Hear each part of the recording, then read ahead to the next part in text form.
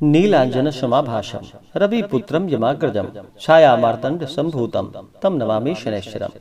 जय श्री शनिदेव, जय श्री राधे कृष्ण। आप सभी का हमारे YouTube चैनल पे बहुत बहुत स्वागत है। आइए आज सुनते हैं शनिवार व्रत की कथा। शनिवार के दिन शनि देवता का पूजन किया जाता है। शनिदेव जो कि न्याय प्रिय देवता माने जाते हैं, सभी को कर्मों के अनुसार उन्हें फल प्रदान करते हैं। शनिदेव दंडनायक और कर्म फल दाता है। शनिवार के दिन शनि देवता का पूजन किया जाता है। विशेष प्रकार से शनिवार के दिन चाहिए कि इस दिन पीपल के वृक्ष में गुड़ मिश्रित और तिल मिश्रित जल डालना चाहिए। इससे शनि देव की कृपा प्राप्त होती है और शनि की दशा में कोई कष्ट नहीं होता है। शनिवार के दिन चाहिए कि शनि देव के ऊपर सरसों का तेल चढ़ाएं या सरसों के तेल में अपना मुख देख करके उस सरसों तेल का दान करे। इससे शनि की दशा में कष्ट नहीं होता है। जो भी सच्ची श्रद्धा के साथ शनिवार का व्रत करते हैं, शनि देवता का कथा श्रवण करते हैं, शनिदेव अपना कृपा प्रदान करते हैं। तो आइए सुनते हैं शनिवार व्रत की कथा। तो बोलिए प्रेम से शनिदेव महाराज की जय। बहुत समय पहले की बात है कि एक समय सभी नवग्रहों सूर्य, चंद्र, मंगल, बुध, बृहस्पति, शुक्र, शनि, राहु और केतु में विवाद छिड़ गया कि इनमें से सबसे बड़ा आखिर कौन है। सभी आपस में लड़ने लगे और कोई निर्णय न होने पर देवराज इंद्र के पास निर्णय कराने के लिए सभी नवग्रह पहुंचे। इससे देवराज घबरा गए और इस निर्णय को देने में अपनी असमर्थता जताई। परंतु उन्होंने कहा कि इस समय पृथ्वी पर राजा विक्रमादित्य हैं, जो कि अति न्याय प्रिय है। वे ही इसका निर्णय कर सकते हैं। सभी ग्रह एक साथ राजा विक्रमादित्य के पास पहुंचे और अपना विवाद उनसे कह सुनाया।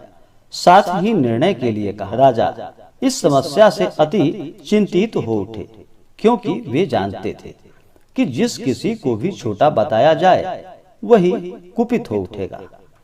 तब राजा को एक उपाय सूझा। उन्होंने स्वर्ण, रजत, कांस्य, पीतल, सीसा, रांगा, जस्ता, अभ्रक और लौह से 9 सिंहासन बनवाए और उन्हें इसी कर्म में रखा। फिर उन सबसे निवेदन किया कि आप सभी अपने अपने सिंहासन पर स्थान ग्रहण करें। जो अंतिम सिंहासन पर बैठेगा वही सबसे छोटा माना जाएगा। इस अनुसार लौह सिंहासन सबसे बाद में होने के कारण शनिदेव सबसे बाद में बैठे, तो वह सबसे छोटे कहलाए। उन्होंने सोचा कि राजा ने यह जानबूझकर किया है। उन्होंने कुपित होकर राजा से कहा कि हे राजा, तू मुझे नहीं जानता। सूर्य एक राशि में 1 महीने तक, चंद्रमा 2.25 महीने तक 2 दिन तक, मंगल 1.5 महीने तक, बृहस्पति 13 महीने व बुध और शुक्र 1-1 महीने विचरण करते हैं। परंतु मैं 2.5 से 7.5 साल तक रहता हूँ। बड़े बड़ों का मैंने विनाश किया है। भगवान श्री राम की 7.5 आने पर उन्हें वनवास जाना पड़ा। रावण की आने पर उसकी लंका को बंदरों की सेना से परास्त होना पड़ा। अब तुम सावधान रहना। ऐसा कहकर कुपित होते हुए शनिदेव वहां से चले गए। अन्य देवता खुशी खुशी चले गए। कुछ समय के बाद राजा की 7.5 आई। तब शनि देव घोड़ों के सौदागर बनकर वहां आए। उनके साथ कई बढ़िया घोड़े भी थे। राजा ने यह समाचार सुनकर अपने अश्वपाल को अच्छे घोड़े खरीदने की आज्ञा दी। उसने कई अच्छे घोड़े खरीदे व एवं सर्वोत्तम घोड़े को राजा को सवारी हेतु दे दिया। राजा यूं ही उस पर बैठा वह घोड़ा सरपट वन की ओर भाग चला। भीषण वन में वह पहुंचा और वहां से अंतर्ध्यान हो गया और राजा भूखा प्यासा भटकता रहा। तब एक ग्वाले ने उसे पानी पिलाया। राजा ने प्रसन्न होकर उसे अपनी अंगूठी दे दी। वह अंगूठी देकर राजा नगर को चल दिया और वहां अपना नाम उज्जैन निवासी वीका बताया। वहां एक सेठ की दुकान में उसने जल इत्यादि पिया और कुछ विश्राम किया। भाग्यवश उस दिन सेठ की बड़ी बिक्री हुई। सेठ ने उसे खाना खिलाने के लिए कहा कि आओ मेरे साथ, मैं तुम्हें अपने घर ले चलूं और वहां पर खाना खिलाऊंगा। तब राजा उस सेठ के साथ चले गए और जब उसके घर में गए तो वहां देखा कि एक खूंटी पर एक हार टंगा है, जिससे कि खूंटी निगल रही थी। थोड़ी देर में पूरा हार गायब था। तब सेठ के आने पर देखा सेठ ने कि हार गायब हो चुका है। उसने समझा कि वीका ने ही उसे चुराया है। उसने वीका को कोतवाल के पास पकड़वा दिया।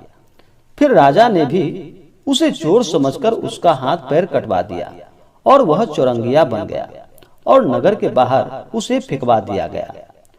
वहां एक तेली वहां से निकल रहा था, जिसे कि उस पर दया आई और उसने वीका को अपनी गाड़ी में बिठा लिया। वह अपनी जीभ से बैलों को हाँकने लगा। उस काल राजा की शनि दशा समाप्त हो गई। वर्षा काल आने पर वह मल्लहार गाने लगा। तब वह जिस नगर में था वहां की राजकुमारी मन भावनी को वह इतना भाया कि उसने मन ही मन प्रण कर लिया कि वह उस राग गाने वाले से ही विवाह करेगी। उसने दासी को ढूंढने के लिए कहा। दासी ने बताया कि वह एक चौरंगिया है, परंतु राजकुमारी ना मानी। अगले ही दिन उठते ही वह अनशन पर बैठ गई कि विवाह करेगी तो उसी से करेगी। उसे बहुत बार समझाया गया, लेकिन जब वह ना मानी तो राजा ने उस तेली को बुलाकर और विवाह की तैयारी करने को कहा। फिर उसका विवाह राजकुमारी से हो गया। तब एक दिन सोते हुए स्वप्न में शनि देव ने राजा से कहा कि राजन, तुमने देखा मुझे छोटा बताकर तुमने कितना दुख झेला। तब राजा ने उनसे क्षमा याचना की और प्रार्थना की कि हे शनिदेव, जैसा दुख मुझे दिया है और किसी को ऐसा दुख ना देना। और फिर शनिदेव मान गए और कहा कि जो मेरी कथा और व्रत कहेगा उसे मेरी दशा में कोई दुख प्राप्त नहीं होगा।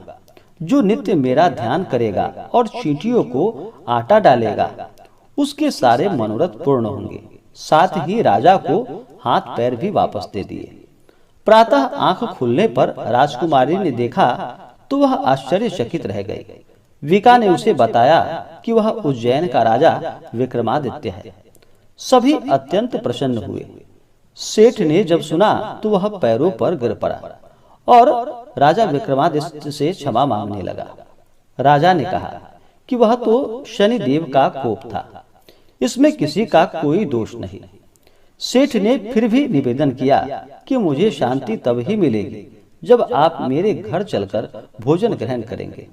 सेठ ने अपने घर नाना प्रकार के व्यंजनों से राजा का सत्कार किया। साथ ही सबने देखा कि जो खूंटी हार निगल गई थी वही अब उसे उगल रही थी।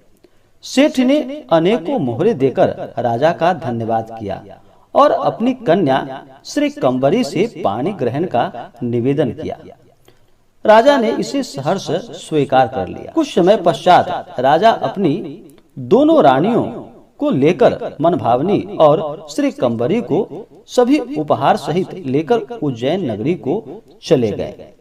वहां पुनर्वासियों ने सीमा पर ही उनका स्वागत किया। सारे नगर में दीपमाला हुई। वह सबने खुशी मनाई। राजा ने घोषणा की कि मैंने शनि देव को सबसे छोटा बताया था, जबकि असल में वही सर्वोपरि है। तब से सारे राज्य में शनि देव की पूजा और कथा नियमित रूप से होने लगी।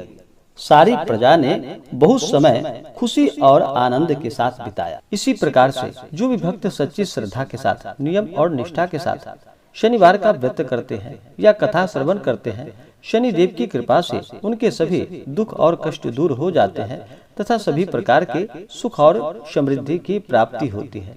तो आशा करता हूँ कि यह जानकारी आपको अच्छा लगा हो। ऐसे ही ज्ञानवर्धक जानकारियाँ प्राप्त करने के लिए हमारे इस चैनल पे अगर आप नए हैं तो चैनल को लाल बटन दबा करके सब्सक्राइब करें, साथ में बेल आइकन घंटी दबाएं ताकि मेरी वीडियो का नोटिफिकेशन आपके पास सबसे पहले पहुंचे। वीडियो को लाइक और अपने मित्रों के साथ शेयर करें। सुखी रहें और स्वस्थ रहें। जय श्री राधे कृष्ण। धन्यवाद।